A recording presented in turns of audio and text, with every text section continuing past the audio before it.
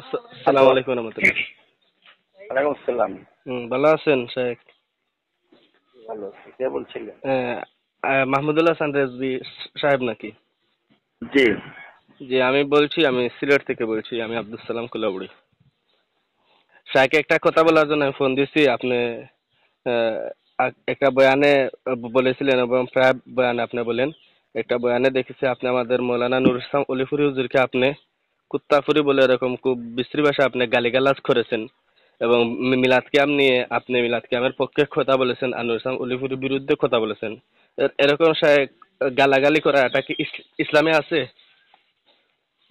আপনাকে এটা বলতে হবে নাকি? জি। ইসলামে আছে না আছে এটা কি আলোচনায় বোঝেন না? না, আপনি এভাবে গালাগালি করবেন কেন? একটা আমি আপনাকে গালিগালাজ করব কেন? এটা কি আপনাকে কফিয়া দিতে হবে?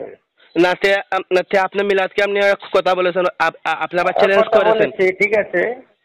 এটা শুনেন, জিনাকে বলেছি, ওনারটা উনি বুঝবে। আপনি মিলাদ কিয়াম নিয়ে কথা উনি বলেছেন, লাইনে আমাদের এসে উলামায়ে কেরামদের বিরুদ্ধে আপনি কথা বলেছেন এবং আপনি চ্যালেঞ্জ করেছেন। তাহলে কি আপনি মিলাদ কিয়াম নিয়ে আপনি বসবেন আমাদের সঙ্গে?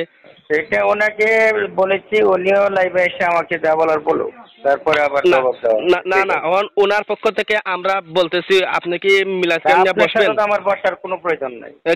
আপনি তো চ্যালেঞ্জ করেছেন, বলছেন কওমিদের কেউ নাম্বার যদি না থাকে, কেন? ওয়াহাবিদের কেউ যদি ফোন থাকে তাহলে কাটার বসার সময় নেই। জন্য। অযথা কথা বলার সময় নেই। না, আপনি চ্যালেঞ্জ করলেন কেন?